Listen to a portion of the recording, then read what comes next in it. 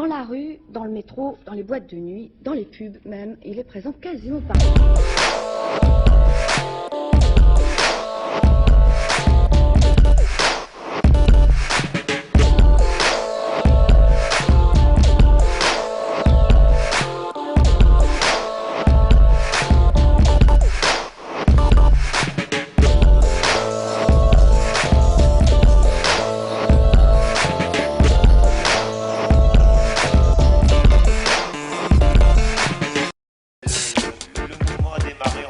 À Paris, ou est-ce que ça a démarré à Paris, à Lyon, à Marseille? La première ville à l'époque, c'était la Belgique, c'était Londres.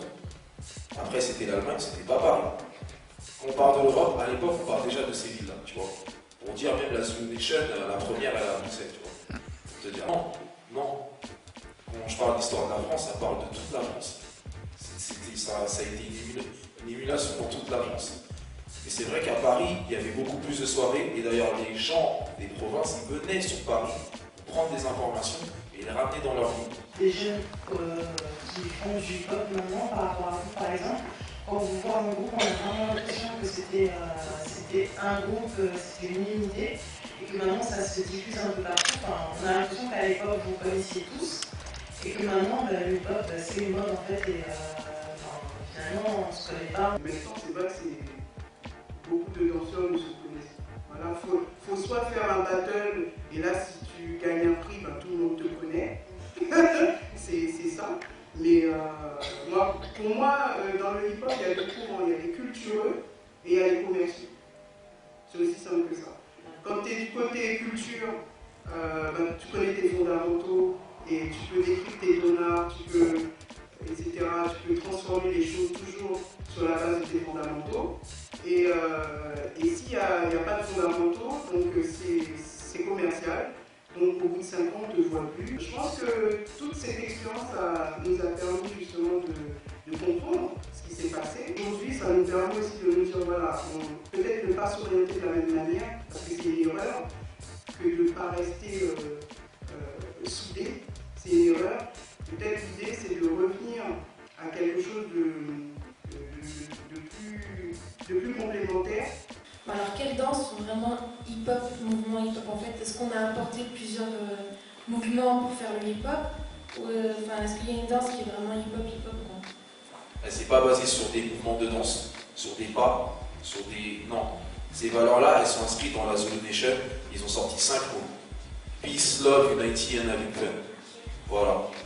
Niveau hip-hop, ça vient d'une culture. Et dans cette culture-là, il y avait, je veux dire, ça a des bases. Mais nous, en fait, la nouvelle génération, vu qu'on les a pas. Moi, je dirais aller à la source de tout. C'est-à-dire aller chercher la source de l'histoire, chercher à connaître ceux qui ont commencé à bâtir ce mouvement, parce que vous en faites partie. Dans la transmission, je dirais, si tu veux vraiment apprendre le popping, il faut que tu t'intéresses à la culture de la funk. Et à ce moment-là, là, tu prendras le truc à la source. La transmission, il y a plusieurs dimensions dans la transmission. La transmission, c'est une musique qui se joue à la radio, je l'entends, j'entends les paroles, ça m'a été transmis. Ça, c'est la transmission. Le rappeur, il a fait son travail. La transmission, c'est aussi, on est ensemble, il y a un groupe de gens qui dansent, du plus petit au plus grand, et ce que je vois d'eux, ben, ça me transmet quelque chose, et moi, on se nourrit mutuellement. Ça, c'est aussi de la transmission.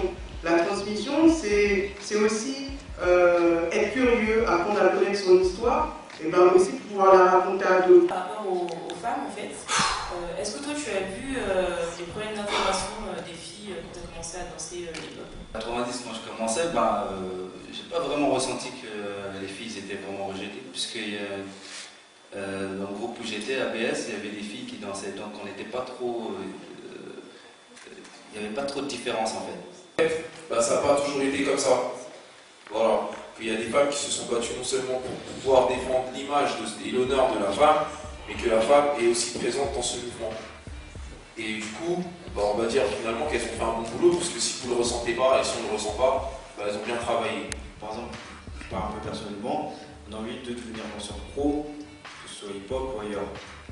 Mais La chose, c'est on ne sait pas, en fait, comment. Moi, ce que je te conseille, c'est de mettre toutes les armes de ton côté. Déjà, l'école, c'est une bonne éducation pour le monde. Tu vois, moi, j'ai repris l'école parce que Go m'a raconté son histoire. J'avais tellement envie de danser qu'à un moment, j'ai voulu arrêter l'école.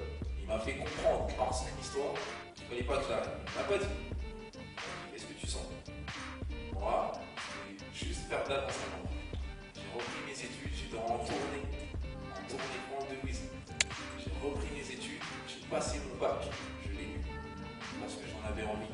Parce que je sais que dans ce monde, tu ne peux pas t'en sortir si tu n'as pas toutes les armes de ton côté. Il faut absolument que tu aies des armes pour t'en sortir. Tu vois. Pourquoi les danseurs de hip-hop français ou même étrangers, on ne vous connaît pas au travers des médias? On vous connaît en second plan dans les clips, mais par contre, on vous connaît pas. Sidney a partagé quelques informations du genre que c'était difficile à l'époque d'être noir et de passer à la télé, qu'à l'époque il recevait certaines mêmes menaces en fait. C'était dur à l'époque d'exister et de faire du hip-hop, c'était pas très bien vu. Il y a une lignée, apprenez à respecter le mouvement, ce mouvement-là, cette culture, et respecter aussi cette lignée. Et transmettez cette culture, mais toujours dans ses fondamentaux. Et je pense que grâce à ça, on en aura pour encore des décennies.